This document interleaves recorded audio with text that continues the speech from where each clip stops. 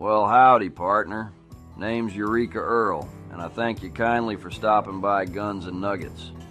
Round these parts, we spin tales where gold was struck, guns were drawn, and legends made. If this here story tickles your fancy, don't be shy.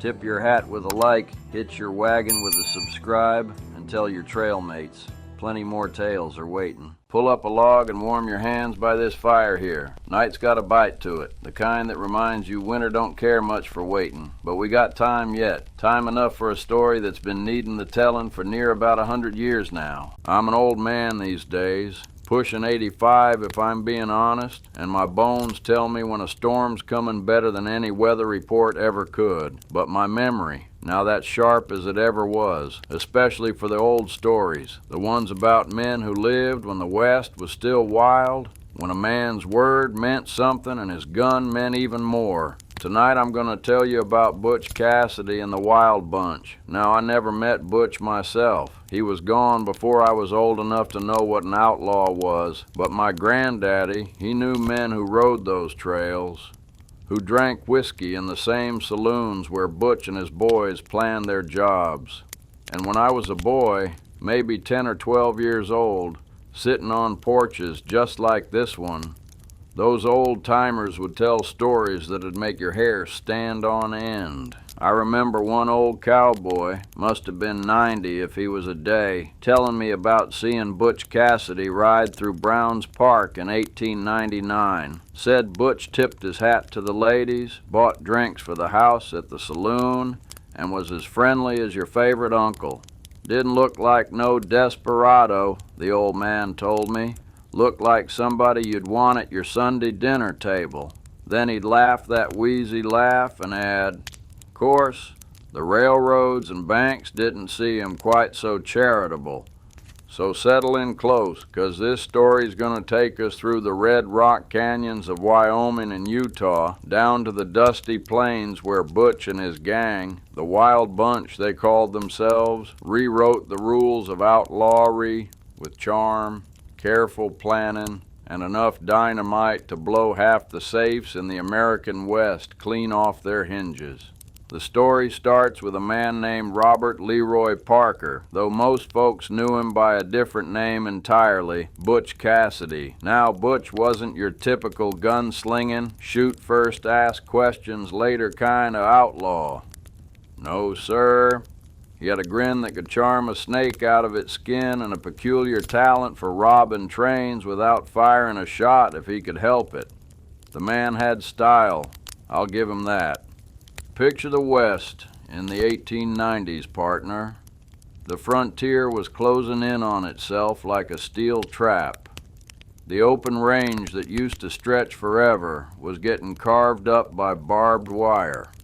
Towns were springing up where there'd been nothing but sagebrush and prairie dogs. The railroad was pushing into every corner of the territory, and right behind it came civilization with all its rules and regulations. Telegraph wires stretching from horizon to horizon meant a bank robbery in Wyoming could be reported to lawmen in Denver before the dust had settled. Wanted posters with your face on them could be distributed to every sheriff's office in 5 states in a matter of days. The world was getting smaller, tighter, and for men who'd grown up with nothing but open country and their own wits to rely on, it must have felt like the walls were closing in.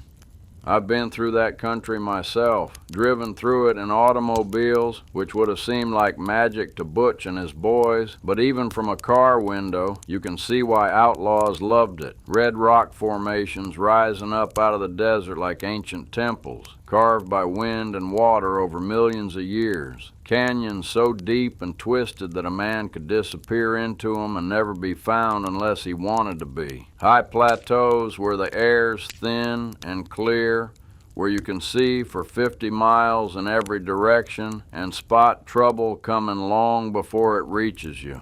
This was Butch Cassidy's country. He knew it like I know the creases in my own hands, every hidden canyon, every water source, every trail that led nowhere unless you knew the secret of it. And he needed to know it because by the time our story really gets going, there were more lawmen and Pinkerton detectives hunting him than there were wild horses left on the range. The Wild Bunch. Even saying the name out loud gives me a chill, though not the fearful kind. It's more like respect, I suppose, admiration for men who lived on their own terms, even if those terms put them outside the law.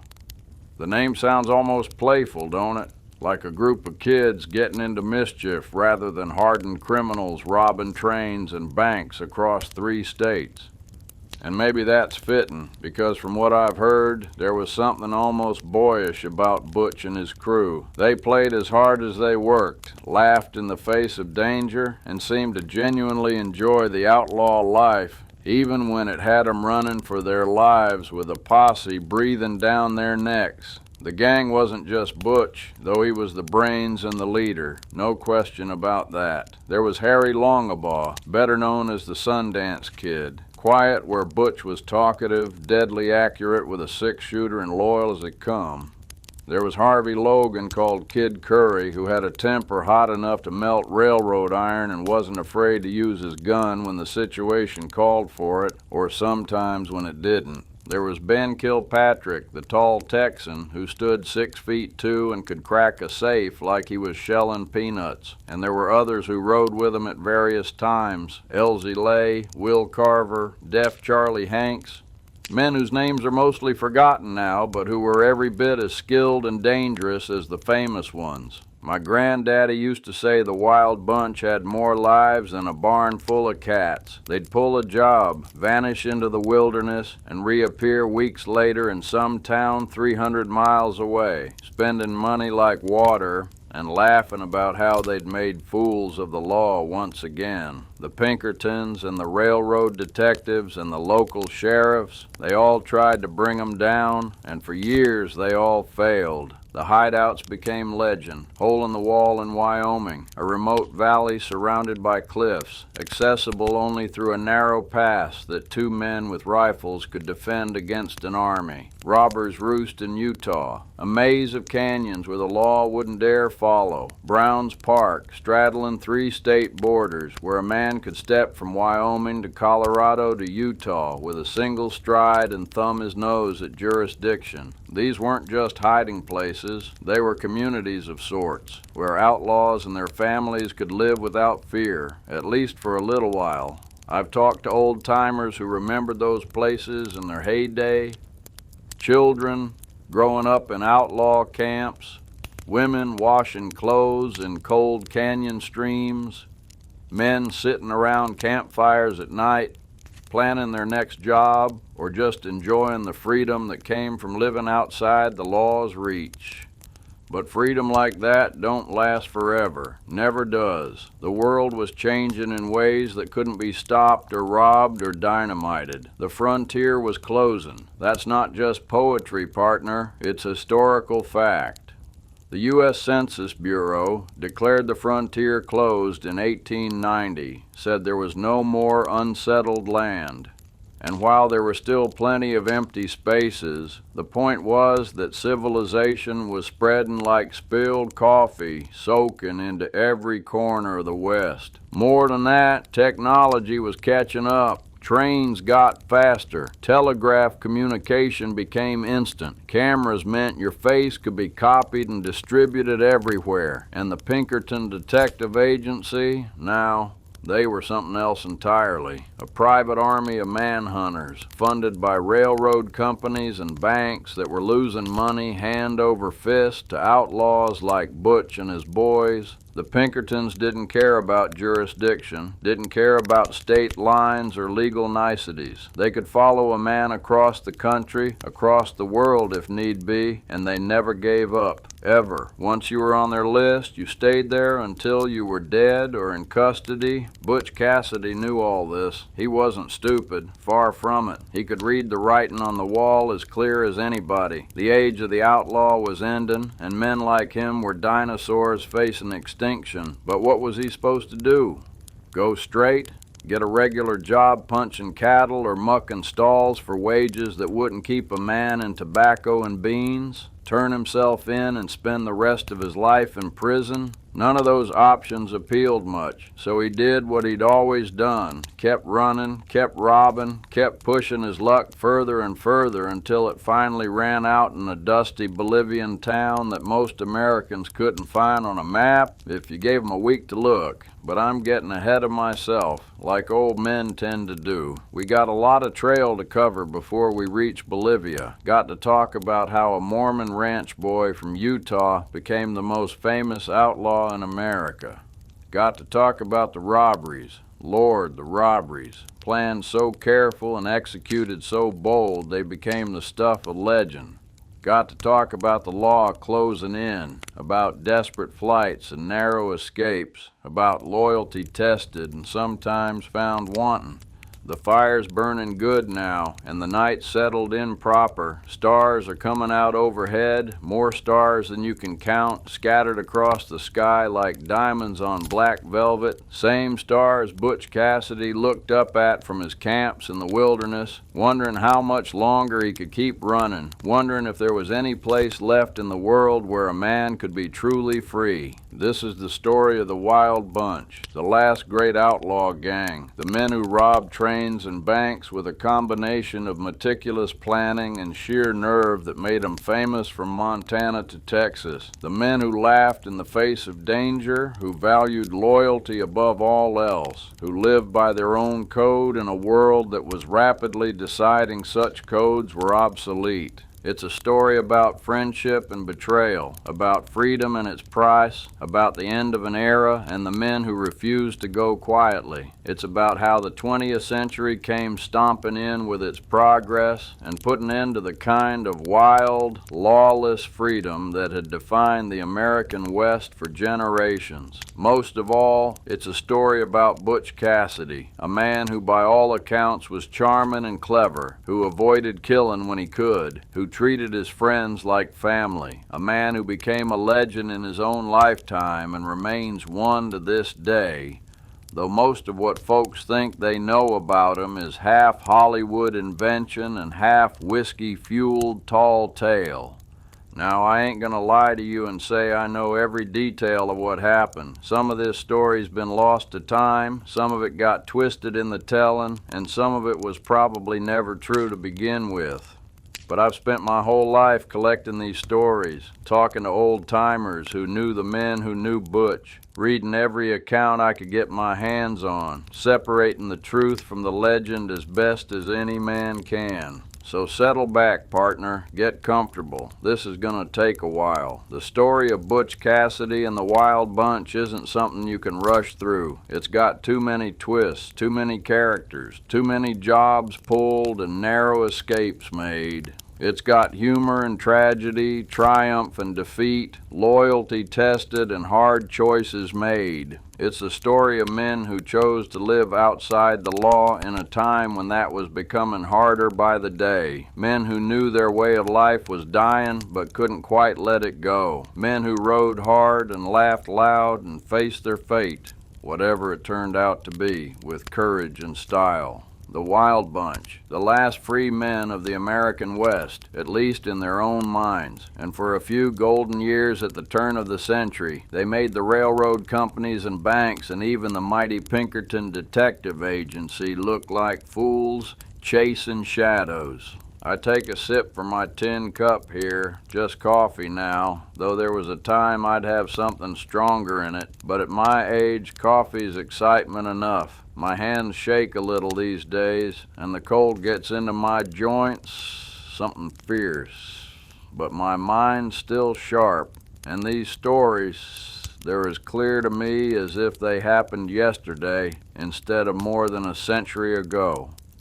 Let me tell you about Butch Cassidy and the Wild Bunch, about the last great outlaw gang, about men who lived and died by the gun, who robbed and ran and laughed in the face of the law, about the end of the frontier and the men who refused to accept it. Let's ride, partner. Got a long trail ahead of us. Now, Robert Leroy Parker, that was Butch Cassidy's real name. He came into this world on April 13th, 1866, in Beaver, Utah Territory, about as far from outlaw glamour as you can possibly imagine, partner.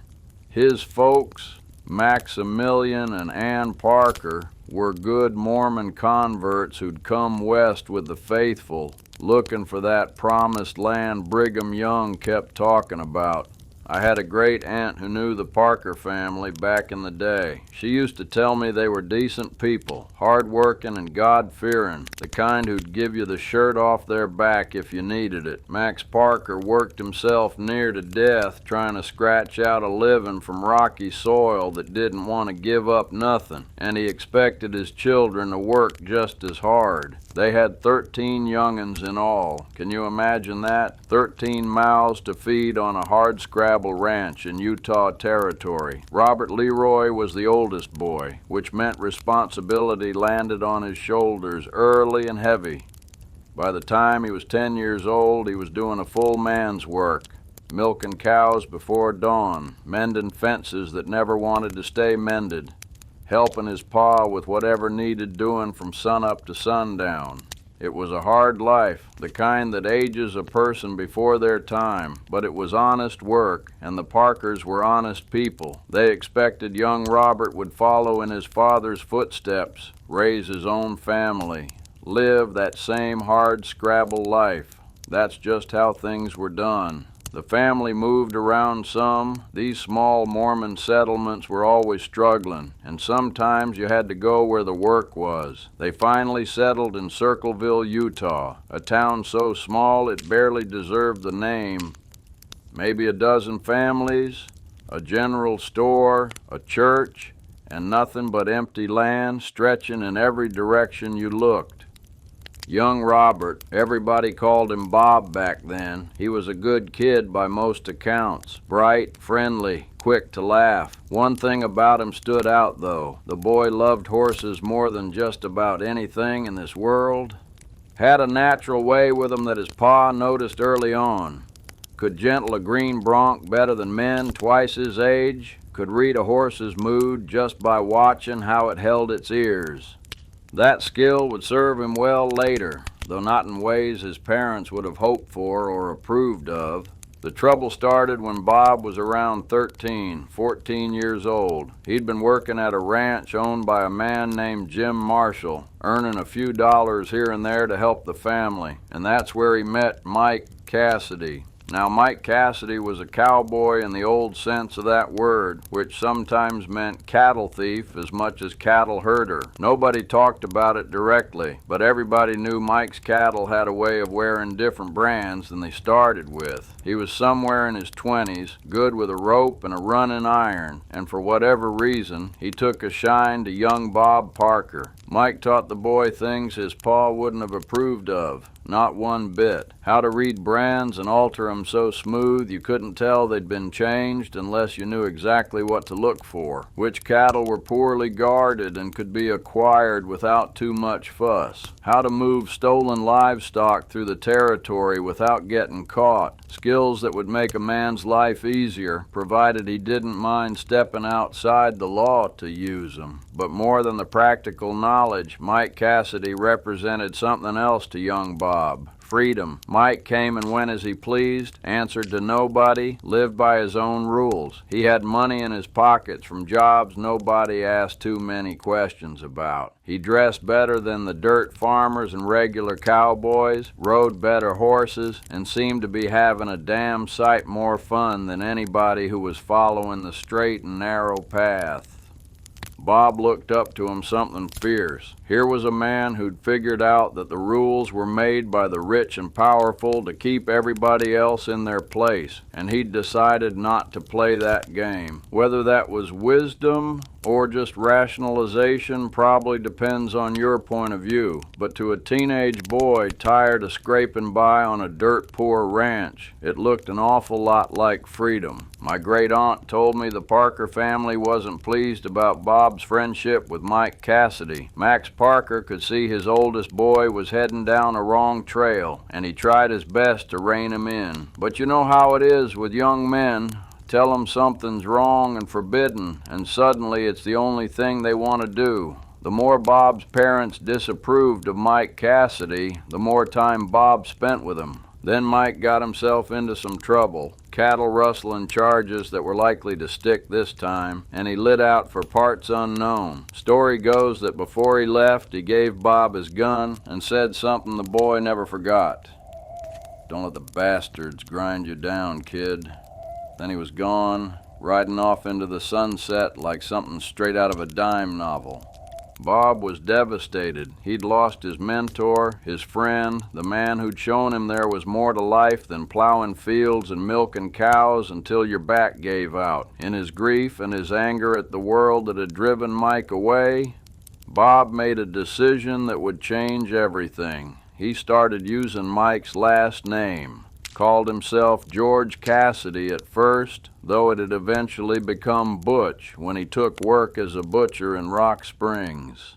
Butch Cassidy, the name that would become more famous than Robert Leroy Parker ever could have been, more famous than that Mormon ranch boy ever dreamed possible. He left home shortly after Mike disappeared, couldn't have been more than 16, 17 years old, told his folks he was going to seek his fortune, which was the polite way of saying he was done with honest poverty and ready to try his hand at the more lucrative possibilities of dishonest work. His mother cried, "I heard that part from my great-aunt, who heard it from someone who was there." His father was stern and disappointed, the way fathers get when they see their sons throwing away everything they've tried to teach them. His younger siblings looked at him with a mix of admiration and fear, like he was doing something brave and terrible all at once. Butch drifted for a while after that, like a lot of young men did back then. The West was full of boys leaving home, seeking adventure or fortune, or just running from troubles they'd caused. He worked as a ranch hand here, a butcher there, picked up odd jobs in mining towns and cattle camps. He was good with horses, good with people, and smart enough to learn whatever he needed to know. Folks generally liked him. He had that gift some people have of making you feel like you'd known him all your life within 5 minutes of meeting him. But working for wages didn't suit him, never would. He'd seen how men could break their backs for 20, 30 years and still have nothing to show for it but worn-out bodies and empty pockets, while the mine owners and railroad barons got rich off their labor. He'd seen how the game was rigged, how the deck was stacked against anybody who wasn't born with money and connections. And he decided somewhere along the way that if you couldn't win by playing fair, maybe the answer was not to play fair at all. His first real brush with serious crime came in Telluride, Colorado in 1889. He was 23 years old, still young, but old enough to know what he was doing and what the consequences might be. The job was simple enough on paper. Knock over the San Miguel Valley Bank, take the money, and get out of town before anybody could organize a proper chase. Butch had partners for that job, Matt Warner and Tom McCarty, both experienced outlaws who'd pulled similar jobs before. They'd planned it careful, knew when the bank had the most cash on hand, had fresh horses waiting outside, had their escape route mapped out through country where they could lose any posse that came after them. The robbery itself went smooth as butter on a hot day. They walked in with bandanas over their faces and guns drawn, cleaned out the cash, somewhere around $20,000, which was a fortune in those days, and rode away before the good citizens of Telluride even realized what was happening. By the time the law organized a search, the outlaws had vanished into the canyons and badlands like smoke on the wind. That robbery did something to Butch, changed him in ways that probably can't be undone, showed him that with enough planning and nerve, a man could take what he wanted from a system that was taken from everybody else.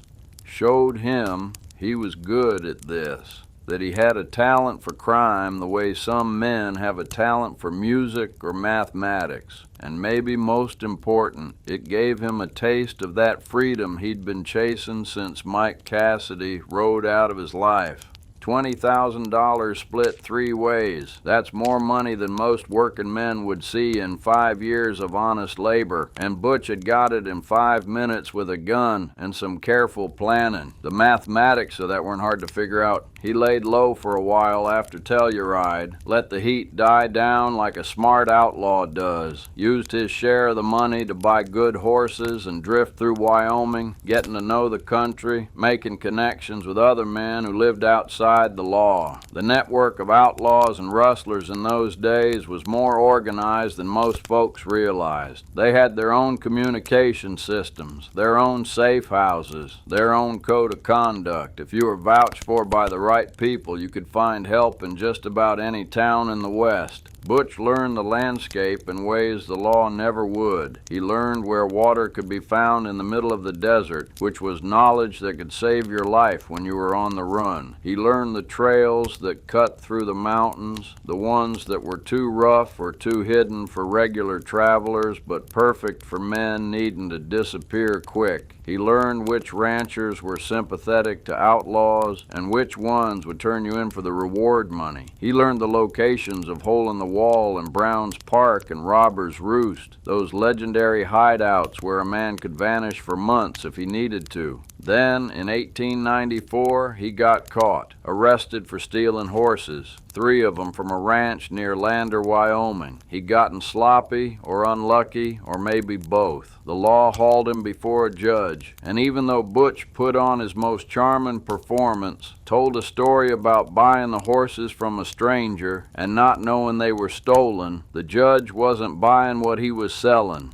They sent him to the Wyoming State Penitentiary in Laramie for 2 years. Butch was 28 years old, and it was his first time behind bars. The prison walls must have felt like they were closing in on him after all those years of freedom under open skies. But Butch wasn't the type to let circumstances break him. By all accounts, he behaved himself inside, was polite to the guards, didn't cause trouble, spent his time reading books and playing cards, and thinking about the future. There's a famous story from his time in prison, though how much truth is in it depends on who's telling it. Supposedly, Butch had a meeting with the governor of Wyoming himself, William Richards, told the governor he'd go straight if he was pardoned, would give up the outlaw life completely and become a law-abiding citizen. The governor was interested but wanted guarantees, wanted Butch to promise he'd never commit another crime in Wyoming, period. And Butch, being Butch, supposedly said he couldn't make that promise, said he couldn't guarantee he'd never defend himself if he was attacked, or never help a friend who was in trouble, or never be forced by circumstances into doing something that might technically be against the law. Said he'd promised not to commit any crimes in Wyoming so long as he wasn't provoked or forced into it, but that was the best he could do. The governor, understandably enough, didn't see that as much of a guarantee. No pardon was granted. Butch served his full sentence and walked out of that prison in January 1896 with $20 in his pocket and a full pardon for time served, meaning he'd paid his debt to society, at least for them particular crimes. He was 30 years old. The 19th century was winding down toward its close, and Butch Cassidy was done with going straight, done with scraping by, done with letting the system grind him down. He'd spent his time in prison wisely, made contacts with other outlaws, shared stories and information, learned from men who'd been pulling jobs while he was still rustling cattle as a teenager. He'd refined his ideas about how to do this properly, how to make outlawry into something more than just chaotic violence and desperate scrambles. He wanted to plan jobs so carefully they couldn't fail. He wanted to pick crews he could trust absolutely. He wanted to divide the money fairly so nobody felt cheated and turned informant. Most important, he'd decided what kind of outlaw he wanted to be, not a killer. Butch had no taste for murder, thought it was bad business as well as bad morals. Not a lone wolf neither. He'd seen how men working alone usually ended up dead or in prison. No, he wanted to build something bigger. He wanted to build the Wild Bunch, and the pieces were already falling into place like a puzzle assembling itself. During his drifting years, Butch had crossed paths with most of the men who'd eventually ride with him. He'd met the Sundance Kid, who was making a name for himself as a hold-up man. He'd heard about Harvey Logan and his brothers, who were running cattle in Montana and weren't too particular about whether those cattle belonged to him. He knew Ben Kilpatrick and Elsie Lay and half a dozen others who had the skills and the nerve for what he had in mind. By late 1896, Butch Cassidy was gathering his crew. Not in any formal way. These weren't the kind of men who joined organizations or signed contracts, but word spread through the outlaw network that Butch was putting together jobs, that he was smart and fair and successful, and if you wanted in, you let it be known through the right channels. The Wild Bunch was born not in a single moment, but gradually, like a storm gathering force out on the prairie. Men heard about each other's skills and reputations. They met at the hideouts, Hole in the Wall particularly, which was becoming the unofficial headquarters for outlaws in Wyoming and Montana. They sized each other up over whiskey and cards, traded stories, and decided who they could trust their lives with and who they couldn't. Butch was the natural leader, though he never called himself that or demanded special treatment. He just had a way of seeing the big picture, of planning jobs that others thought were impossible, of keeping hotheads like Harvey Logan from doing something stupid that would get them all killed or caught. He was the brains, the strategist, the man who could talk his way into or out of most situations. And beside him, quiet and watchful, was Harry Longabaugh, the Sundance Kid, the man who'd become Butch's best friend, his most trusted partner, the yin to his yang. Together, they were about to pull off a string of robberies that would make them famous and eventually infamous across the entire American West. The spark had been lit years ago when a boy named Robert Parker met a rustler named Mike Cassidy and learned there was another way to live. But now, in 1896, that spark was catching fire and spreading fast.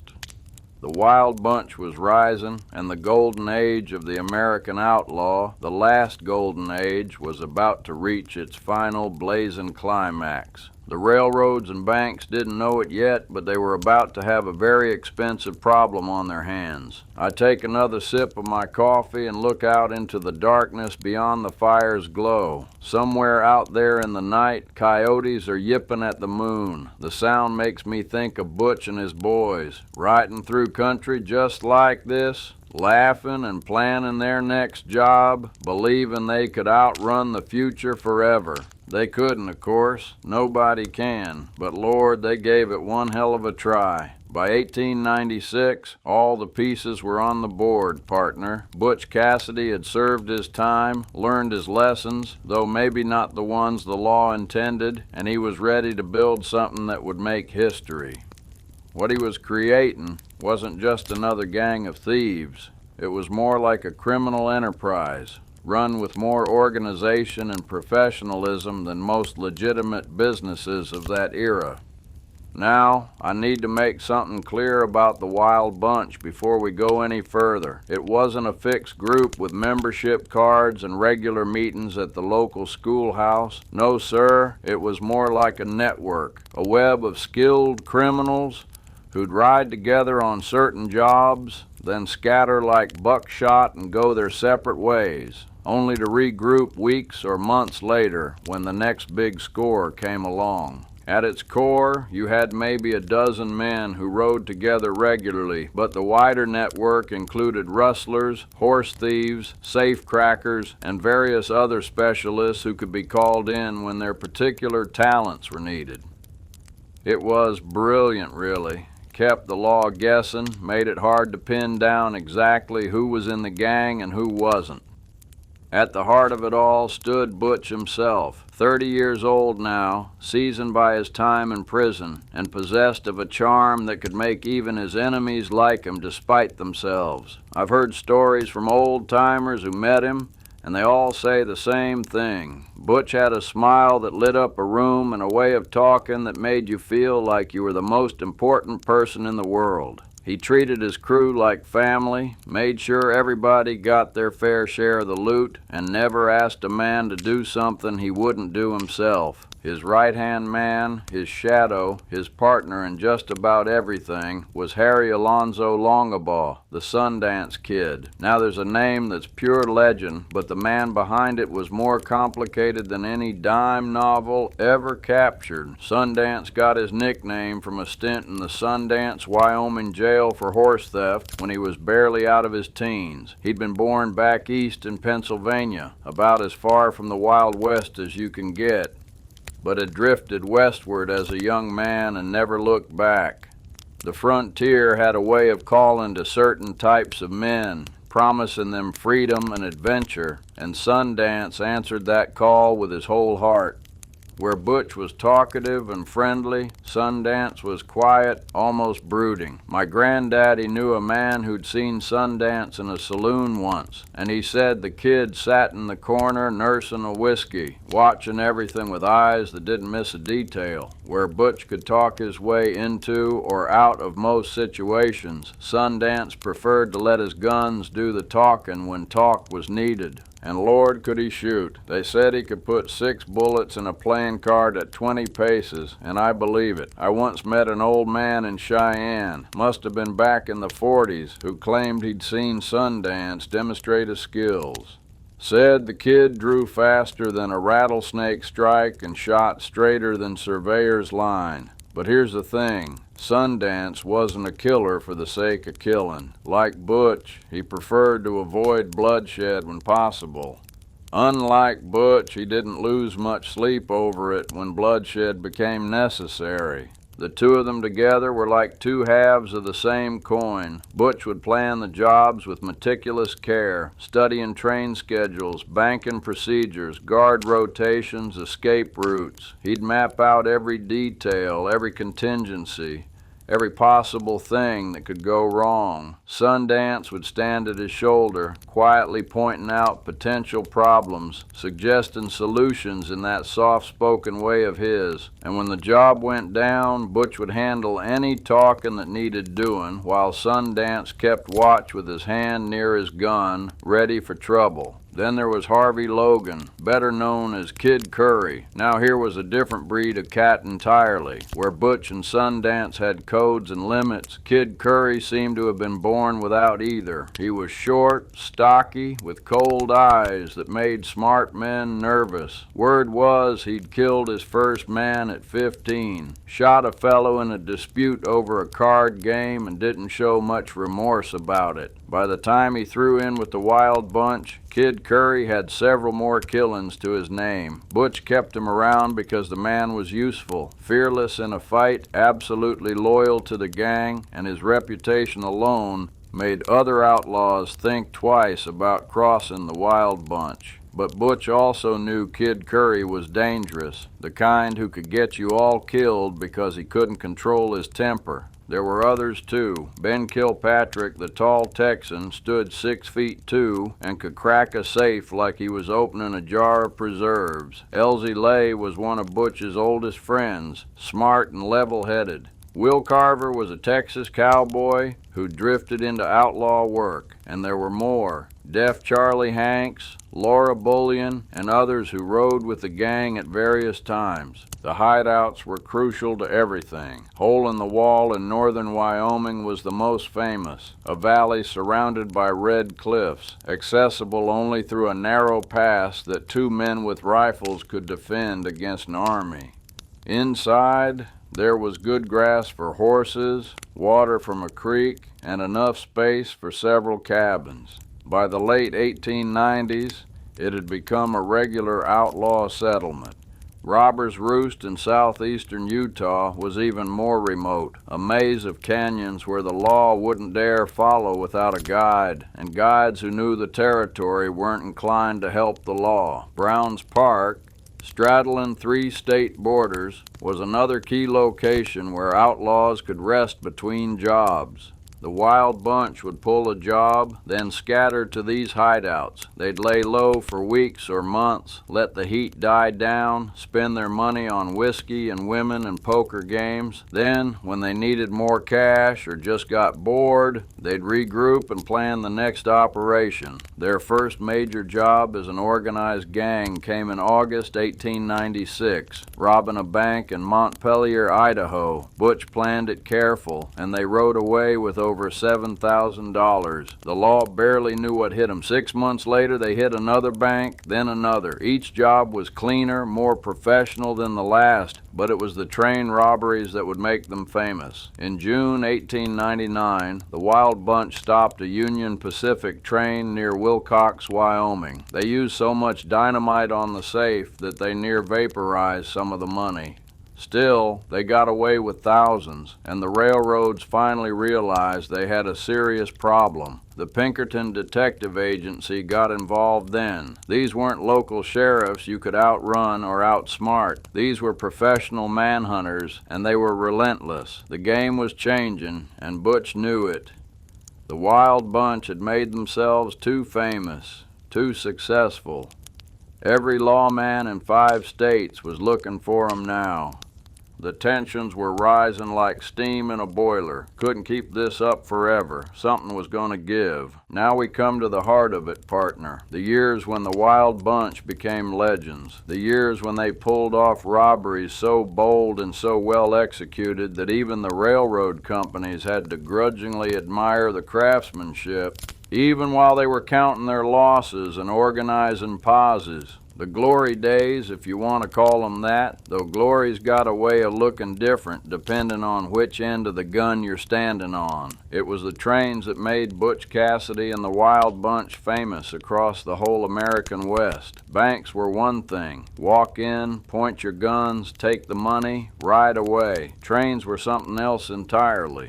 Trains were moving targets, protected by armed guards, owned by powerful railroad companies that had the money and influence to make your life hell if you crossed them.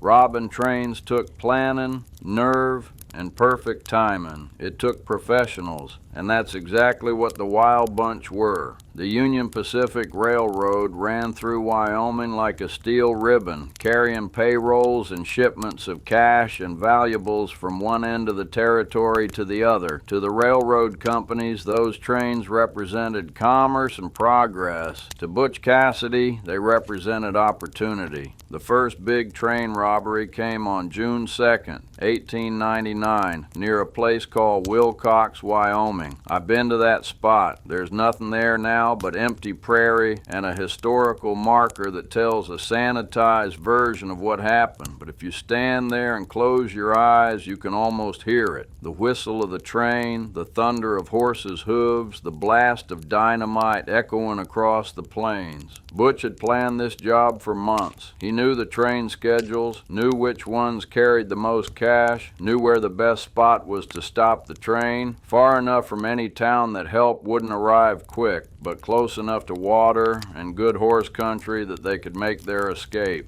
He'd even had men scouting the territory for weeks, making sure there weren't any unexpected problems. The night of the robbery, 6 members of the Wild Bunch were waiting near the tracks. Butch, Sundance, Harvey Logan, and 3 others. They'd built a fire on the tracks to signal the engineer to stop, and when the train came to a halt, they swarmed it like ants on honey. The crew never had a chance to resist. Butch was polite but firm, told the engineer and fireman to uncouple the passenger cars from the express car, then drive the engine and express car up the tracks away from the passengers. See, that was Butch's style. He didn't want civilians getting hurt or involved. This was business, pure and simple, between him and the railroad company. Once they had the express car isolated, they told the guard inside to open up. When he refused, and you had to respect the man's courage, though not his judgment, they used dynamite. Problem was, they used too much. The blast was so powerful it didn't just blow the door off the safe, it nearly destroyed the whole car. Money scattered everywhere, some of it burned, some of it blown to pieces. But they still got away with somewhere between $30,000 and $60,000, depending on whose account you believe. And more than the money, they got away clean, just vanished into the night like smoke, riding hard for hole in the wall where no posse would dare follow. The robbery made headlines across the country. The Union Pacific was furious, embarrassed that a handful of outlaws had made them look like fools. They put up rewards, hired the Pinkertons, organized massive manhunts, and found nothing. The wild bunch had scattered, gone to ground, and by the time the law figured out where they might be, they were already somewhere else. 2 months later, in July 1899, they did it again, stopped another Union Pacific train near Folsom, New Mexico. This time they were more careful with the dynamite, but they still blew the safe open and rode away with thousands. The railroad companies were beside themselves. The wild bunch was making them look incompetent, and worse, they were costing them serious money. Butch had a code about these robberies that I find interesting. He'd always make sure to treat the train crews and any passengers with respect, would tip his hat to the ladies, joke with the men, sometimes even give speeches about how he was only taken from the rich railroad companies, not from regular folks. Whether that was genuine Robin Hood sentiment or just good public relations, I couldn't say. Probably some of both. But he meant it about not hurting people. Butch would always tell his men, take the payroll, not the folks. Violence was a last resort, something to be avoided if at all possible. That set him apart from a lot of outlaws of that era who'd shoot first and think about it later. The Pinkertons weren't impressed by his scruples, though. They'd been hired by the railroad companies specifically to stop the wild bunch, and they went at it with the kind of determination that made outlaws nervous.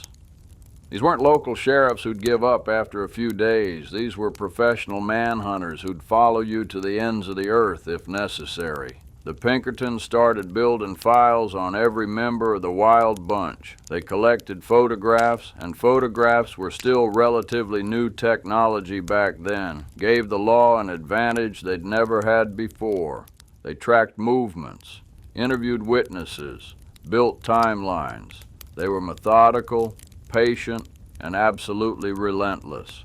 By 1900, the net was tightening. The wild bunch pulled off a few more robberies, banks in Winnemucca, Nevada, and Wagner, Montana. Each job brought in thousands of dollars, but each job also brought more heat, more attention, more lawmen and Pinkertons closing in. The gang started having to split up more often, stay apart longer. The hideouts that had seemed so safe were now being watched. Informants were everywhere. People you thought were friends turning out to be working for the law, motivated by reward money or fear or both. Some of the gang members got caught. Others got killed in shootouts with the law. The wild bunch that had seemed invincible just a year or two earlier was starting to fracture under the pressure. Butch could see the writing on the wall. The West was getting too small, too civilized, too connected. Telegraph wires meant your crime in Wyoming was reported to Colorado before you could cross the state line.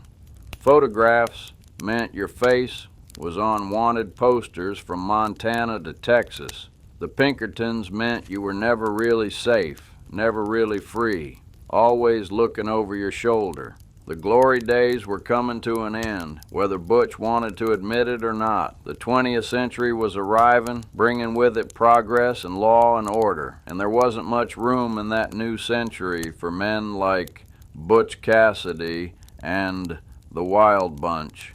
But they weren't done yet. Not quite. They had a few more jobs to pull, a few more narrow escapes to make before the final curtain fell. By 1901, partner, things were getting downright uncomfortable for the Wild Bunch. Every lawman west of the Mississippi had their descriptions. Every town marshal and county sheriff had their photographs pinned to the wall. The Pinkerton Detective Agency had assigned their best men to the case, and those men were closing in like wolves around a wounded elk. The money came fast, I'll give them that. The jobs they pulled brought in thousands of dollars each time, but the money went just as fast, spent on horses, supplies, bribes, and the high life when they could enjoy it. Outlawing is an expensive business when you're doing it right, and the Wild Bunch did it about as right as anybody ever has. But the costs were adding up in other ways too. The constant running was wearing on all of them, never being able to stay in one place long, never knowing if the stranger at the next table was a Pinkerton agent or an informant. Always sleeping with one eye open and your gun within reach. It's a hard way to live, even when you're young and full of vinegar. Harvey Logan killed 2 lawmen during this period, shot them dead when they tried to arrest him. That brought even more heat down on the gang. The law will tolerate a lot, but killing their own, that makes it personal. The manhunt intensified to a fever pitch. Posses were riding day and night, following every lead, checking every possible hideout. Some of the gang members decided they'd had enough. Elsie Lay got caught after a botched train robbery and was sent to prison. Will Carver got killed in a shootout with lawmen. The Wild Bunch was bleeding members, losing the men who'd made it so formidable in the first place. Butch started talking about quitting, really quitting this time, maybe going straight, getting a ranch somewhere under an assumed name, living quiet. But how do you go straight when every lawman in the country knows your face? How do you settle down when there's a price on your head and Pinkerton's dogging your trail? The answer, Butch decided, was to leave the country entirely, go somewhere the Pinkertons couldn't follow, where American law didn't reach, somewhere he and Sundance could start fresh, maybe even go legitimate if the opportunity presented itself. South America, Argentina specifically. Land was cheap down there, the government didn't ask too many questions about your past, and American lawmen had no jurisdiction. It seemed like the perfect solution. In the spring of 1901, Butch and Sundance started making plans, but they needed one more big score first. Enough money to buy land in Argentina, to set themselves up proper. One last job, and then they'd retire from the outlaw business forever. They pulled it off in July 1901, robbed a Great Northern train near Wagner, Montana, got away with over $40,000, though some accounts say it was more. It was a clean job, professional as always, and nobody got hurt. Butch's trademark style right to the end of his American career. With that money in hand, Butch and Sundance prepared to leave the country. Sundance's sweetheart, Etta Place, a woman whose real identity remains a mystery to this day, would be coming with them. The 3 of them would start a new life in South America, far from the long arm of American law. Before they left, there's a story that Butch went back to visit his family in Utah, snuck in at night, spent a few hours with his mother and siblings, said his goodbyes. Whether that's true or just legend, I couldn't say. But I like to think it happened. Like to think he got to see his mama one last time before heading off to a foreign land he might never return from. In February 1902, Butch Cassidy, the Sundance Kid, and Etta Place boarded a ship in New York City bound for Buenos Aires. They traveled as businessmen, well-dressed and respectable-looking. Nobody on that ship had any idea they were sailing with 2 of the most wanted outlaws in America. The Wild Bunch era was over. The gang scattered. Some members went to prison, some got killed, some just faded back into legitimate life and were never heard from again. The hideout slowly emptied out. The outlaw network dissolved, and the legend began its transformation from current events to history. But for Butch and Sundance, the story wasn't over yet. It was just moving to a new stage, a new country, a new chapter. And how that chapter would end remains one of the great mysteries of the American West. Now we come to the strangest part of this whole tale, partner. The part where two of the most famous outlaws in American history tried to go straight on the other side of the world. Because that's what Butch and Sundance did. When they got to Argentina, they actually tried to become honest ranchers. Can you imagine that? Butch Cassidy, who'd spent the better part of 15 years robbing banks and trains, suddenly trying to make an honest living raising cattle in Patagonia. It's almost funny when you think about it, except it's also kinda sad. They bought land in the Chubut province of Argentina, down in the southern part of the country where the land stretched empty and wild, reminding them of Wyoming. Built themselves a cabin, bought livestock, started putting down roots. Etta Place was with them, and by all accounts, the three of them lived quiet for a while. Local folks remembered them as friendly, polite, generous neighbors. Butch and Sundance spoke enough Spanish to get by, though their accents must have been something fierce. They paid their bills on time, helped neighbors when help was needed, and didn't cause any trouble. For a couple of years there, it looked like maybe they'd really done it, left the outlaw life behind and found peace in a place where nobody knew their names or cared about their past. But old habits die hard, partner, and maybe more important, money earned honest don't come near as fast as money taken at gunpoint. By 1905 or so, their funds were running low. The ranch wasn't making enough to support them, and the straight life, well, it probably seemed awful dull to men who'd spent years living on adrenaline and adventure.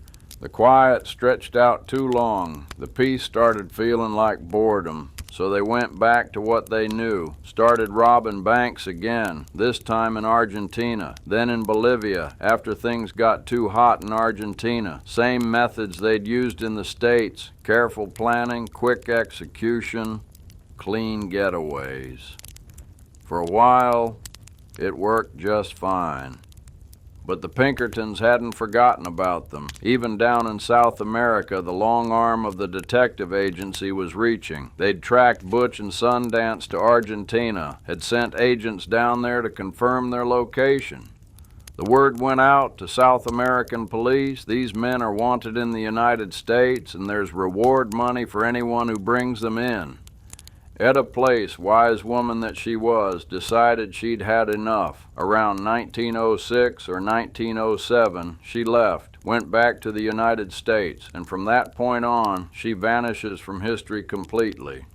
Nobody knows what happened to her, though there's been speculation for over 100 years. Some say she went back to Texas and lived quiet under a different name.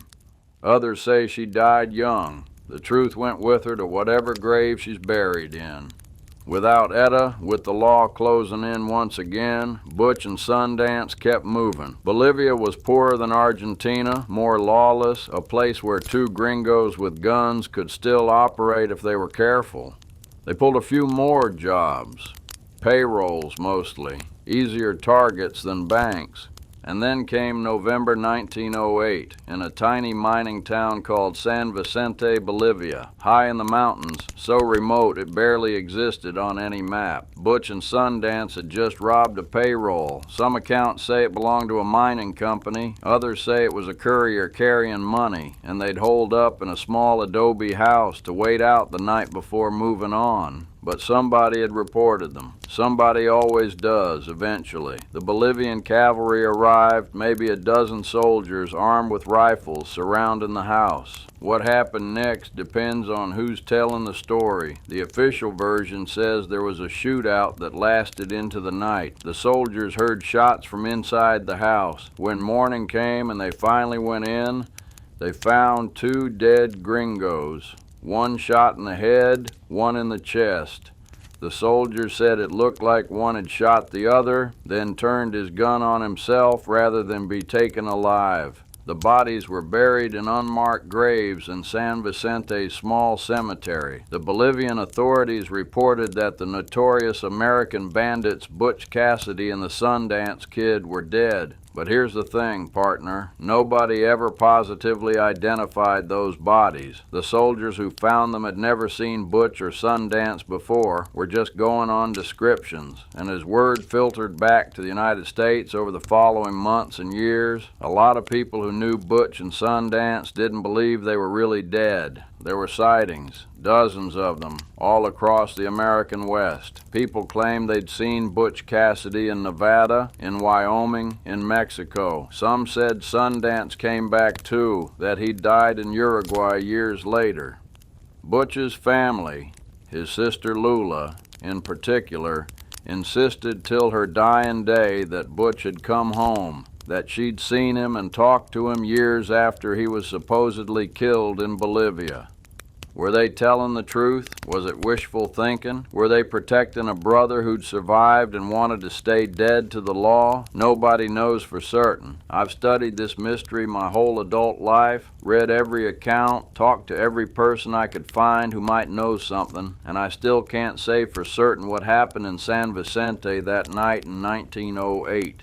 Maybe Butch and Sundance really did die there, went out in a blaze of gunfire rather than face capture. That'd be fitting in its way. The last great outlaws of the American West meeting their end in a foreign land, undefeated to the very end. Or maybe they survived. Maybe they slipped away somehow, made it back to the States separately, lived out their lives under assumed names, taken the truth to their graves. The mystery is part of the legend now, as much a part of their story as any robbery they ever pulled. And maybe that's how it should be. Maybe men like Butch Cassidy and the Sundance Kid shouldn't have tidy endings tied up with ribbons. Maybe they should remain mysterious, half history and half legend, forever riding off into an uncertain sunset. The years after 1908 were full of ghosts, partner. Ghosts of men who might have been dead or might have been living quiet under new names. Ghosts of an era that had ended whether anybody wanted it to or not. The Pinkerton Detective Agency officially closed their file on Butch Cassidy and the Sundance Kid. As far as they were concerned, the case was solved. The outlaws were dead in Bolivia, killed in a shootout with soldiers. Justice served. File closed. Move on to the next case, but the law closing a file don't make the questions go away. Butch's family never accepted that he was dead. His sister Lula gave interviews years later claiming Butch had come home in the 1920s, that she'd spent time with him, that he'd lived into the 1930s before dying of natural causes. She described conversations they'd had, details about his life in South America, things she said nobody could know unless they'd really been there.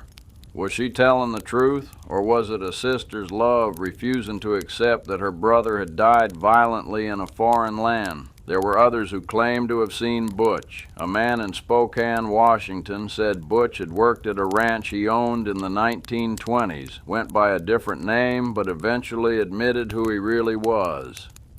A fellow in Nevada said he'd known Butch in the 30s, that the old outlaw had died of pneumonia and was buried under a false name. Some of these stories are obviously hogwash, wishful thinking or attention-seeking or just plain lies, but some of them have details that are harder to dismiss, specific information about the Wild Bunch's operations that wasn't common knowledge, descriptions of events and people that match up with what we know to be true. The Sundance Kid had his own ghost stories. Some said he'd survived Bolivia and ended up in Uruguay, where he was killed in a shootout in 1911. Others said he came back to the States and lived quiet in Mexico until the 1950s. There's even a grave in Casper, Wyoming, that some folks believe belongs to Sundance, though it's marked with a different name. And Etta Place, mysterious Etta, who vanished back into the United States around 1906 and was never conclusively heard from again. Over the years, various women were identified as possibly being Etta. A school teacher in Texas, a woman running a boarding house in Denver, a madam in Fort Worth. None of it was ever proven, and Etta's true identity and fate remain unknown to this day. The other members of the Wild Bunch mostly met hard ends. Kid Curry was killed in a shootout with lawmen in 1904, or maybe he shot himself rather than be captured, depending on which account you believe. Ben Kilpatrick got killed in 1912 trying to rob a train, beaten to death with an ice mallet by an express messenger who wasn't having any of it. Elsie Lay served his time in prison and went straight, lived into the 1930s as a respectable citizen. The hideout slowly emptied out. Hole in the Wall, once a bustling outlaw town, became just another empty valley in Wyoming. Robbers Roost returned to the snakes and lizards. Brown's Park got more civilized, and the ranchers there stopped offering sanctuary to wanted men. The Wild West itself was gone, partner. The 20th century had arrived with its automobiles and airplanes and moving pictures. The frontier was officially closed, carved up and fenced in and tamed. There was no more room for men like Butch Cassidy and the Wild Bunch. No more place for the kind of freedom they'd represented. The law had won, as the law always does eventually. Progress had won. Civilization had won. Whether that's something to celebrate or mourn probably depends on your point of view. But the stories survived. The legends grew. And in growing, they changed, got polished and prettied up, and turned into something different from the rough reality. The Wild Bunch became folk heroes, Robin Hoods of the American West. People forgot about the banks that lost money, the train companies that had to pay, the lawmen who died chasing outlaws. They remembered instead the charm, the daring, the romance of men who lived free and answered to nobody. Hollywood got hold of the story eventually, made movies that turned Butch and Sundance into lovable rogues, friendly bandits, men whose crimes were almost victimless, and whose loyalty to each other was the real story. Paul Newman and Robert Redford made them famous all over again in 1969, though that movie's about as historically accurate as a $3 bill. But that's what legends do, partner. They sand down the rough edges, emphasize the appealing parts, turn complicated men into simple heroes or villains depending on what the story needs. The truth is more complicated, like it always is. Butch Cassidy and the Wild Bunch were criminals. They stole money that didn't belong to them, lived outside the law, and made life harder for the people trying to bring order to the frontier. But they were also men of their time, products of an era that was vanishing, trying to hold on to a freedom that the modern world wouldn't allow. Were they heroes? No, probably not. Were they villains? Not exactly that either. They were men, flawed and human, who made choices that seemed right to them at the time and lived with the consequences. And now they're ghosts, legends, stories told around campfires by old men like me who never knew them, but who've spent a lifetime collecting the tales. The thing about legends, partner, is they got a life of their own. They grow and change and mutate, and after enough time passes, it becomes near impossible to separate what really happened from what people wish had happened or think should have happened. Butch Cassidy and the Wild Bunch have been legend makers since the day they pulled their first big job. And in the 100+ years since they supposedly died in Bolivia, the legend has grown so big it's darn near swallowed the truth entirely. The dime novel started it, back when Butch and Sundance were still alive and robbing. Cheap little books sold for a nickel or a dime, full of exaggerated stories about the Wild West. They portrayed Butch as a gentleman bandit, a Robin Hood who robbed from the rich railroads and never hurt innocent folks. Some of that was true. Butch did try to avoid killing, did have a code of sorts, but the dime novels made him into something he never was. A hero.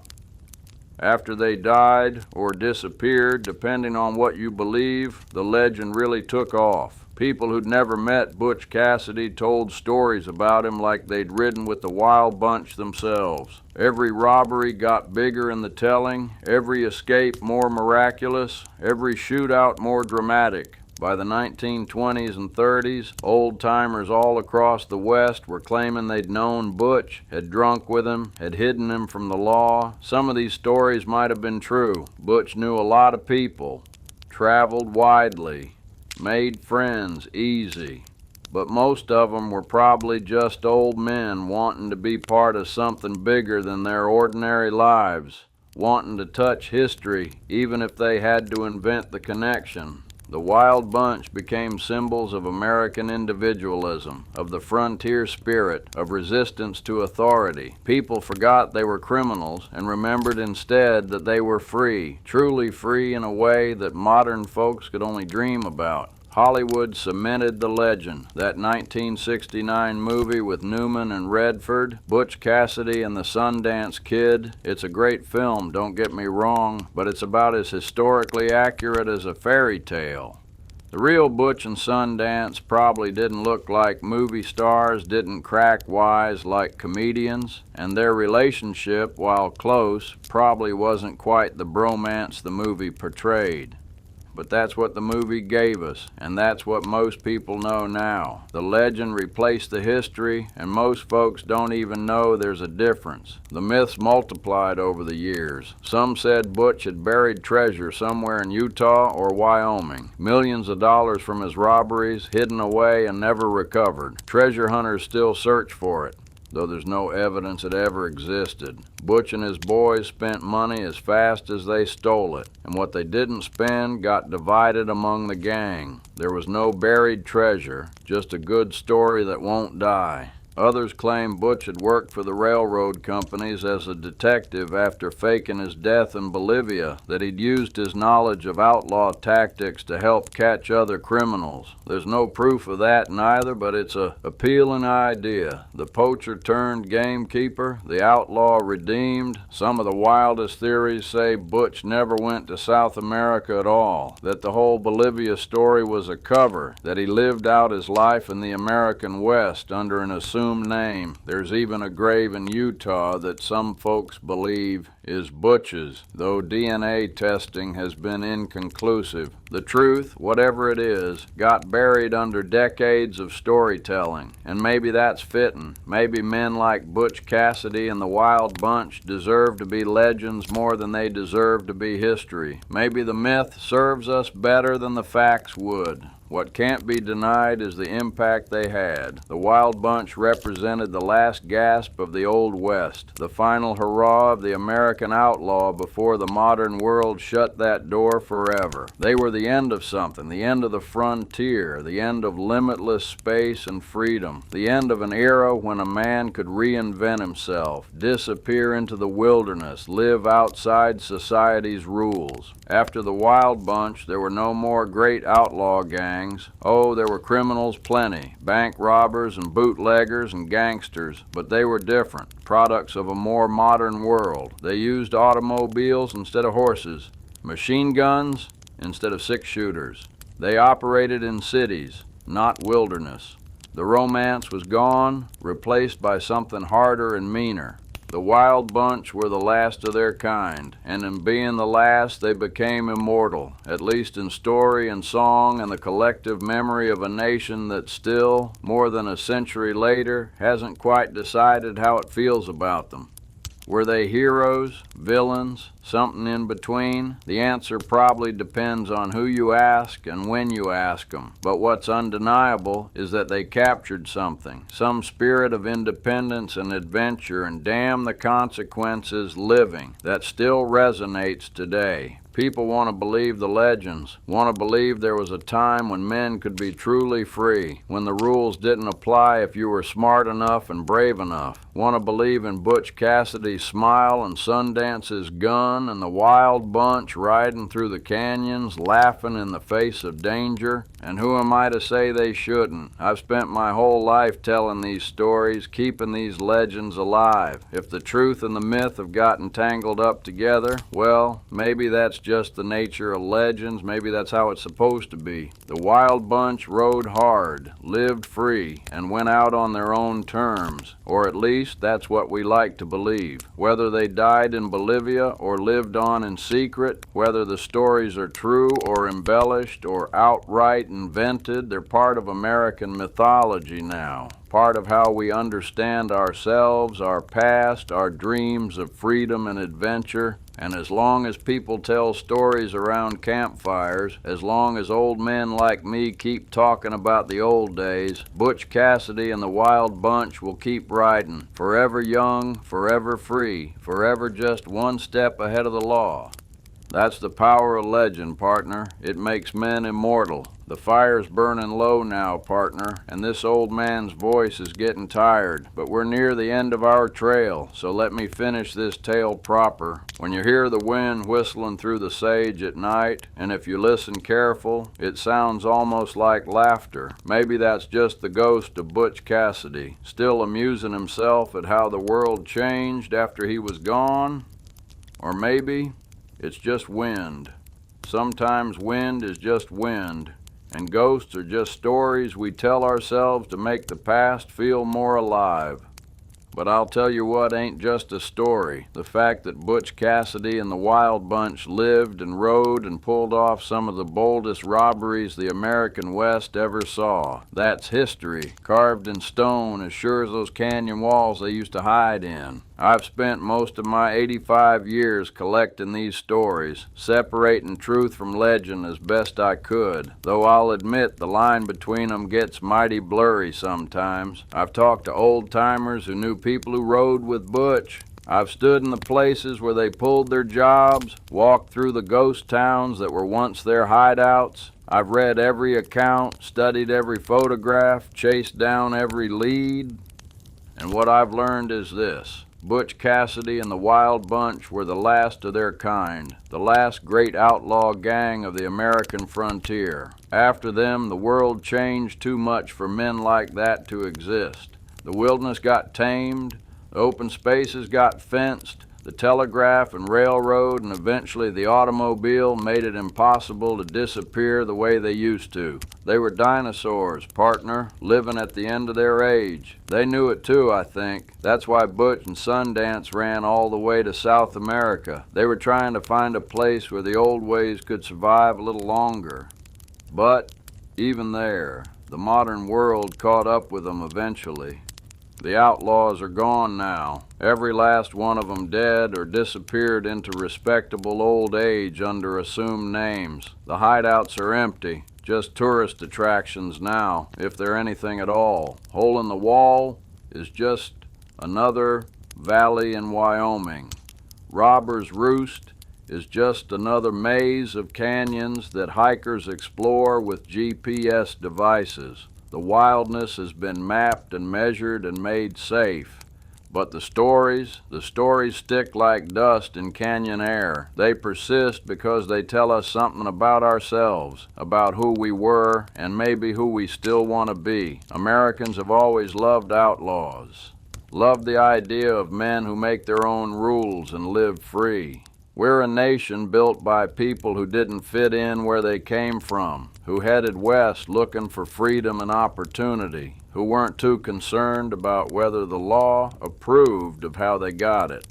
Butch Cassidy understood that. He was one of us in a way, just a farm boy from Utah who decided the game was rigged and found another way to play. He didn't want to be a villain. He just wanted to be free, to live on his own terms, to not spend his whole life breaking his back to make other men rich. Can't say I blame him for that, even if I wouldn't have made the same choices. The Wild Bunch represented something that's lost now, a kind of freedom that don't exist anymore. The freedom to disappear into wild country and make your own rules. The freedom to rob a train and vanish into canyons where no law could follow. The freedom to be whoever you wanted to be, as long as you had the courage and the gun to back it up. That world's gone, partner. Gone as sure as the buffalo that used to blacken the plains. We got laws now, everywhere. Got cameras watching every street corner. Got databases tracking every person. Got technology that makes it near impossible to disappear even if you want to. The world got smaller and tighter and more controlled. Maybe that's progress. Maybe that's civilization. Maybe it's better that we can't have men like Butch Cassidy anymore, robbing trains and laughing at the law. Maybe society needs order more than it needs that kind of freedom. But something was lost too. Something wild and dangerous and beautiful in its own rough way. And I think we feel that loss, even if we can't quite name it. That's why we still tell these stories, still make movies about outlaws, still romanticize men who lived outside the rules. We miss what they represented, even if we wouldn't want them actually robbing our banks and trains. I look out at the night now, and it's full dark. The stars overhead are the same stars Butch saw from his camps in the wilderness, the same stars that shone over Bolivia when he made his last stand, or didn't, depending on what you believe. They're eternal, those stars, while we're just temporary, just brief flickers of light before the darkness takes us. Butch Cassidy knew his time was temporary, knew the world was changing, knew men like him wouldn't last. But he rode anyway, pulled his jobs anyway, laughed anyway, lived fully in the time he had on his own terms. Consequences be damned. There's something admirable in that, even if it ain't exactly legal or moral by conventional standards. The outlaws are gone, but their ghosts remain. In the stories we tell, in the movies we watch, in the way we still look at wide open spaces and feel something stir in our chests, some longing for a freedom we never had but somehow remember anyway. Butch Cassidy and the Wild Bunch, the last free men, at least in their own minds, the last riders of the American frontier, the end of an era that'll never come again, no matter how much we might wish it could. They rode hard and fast and lived more in their few wild years than most folks live in a lifetime of safety and respectability. They were criminals, sure, but they were also symbols of something we've lost. That reckless, dangerous, beautiful freedom that used to define the American West. The fire's almost out now, just coals glowing in the darkness. My coffee's gone cold, and my old bones are telling me it's time to head inside, climb into bed, let sleep take the edge off the cold and the years. I'm getting too old for these all-night stories, though I can't seem to stop telling them. Before I go, let me leave you with this. The truth of Butch Cassidy and the Wild Bunch, whether they died in Bolivia or lived on in secret, that truth might be lost forever, but the legend will survive as long as there are people who love stories about freedom and adventure, who dream about riding off into the sunset on their own terms. Out here in the West, under these same stars that watch the Wild Bunch ride, you can still feel it sometimes. That ghost of the old frontier, that echo of a time when the rules were different and a man could make his own way, for better or worse.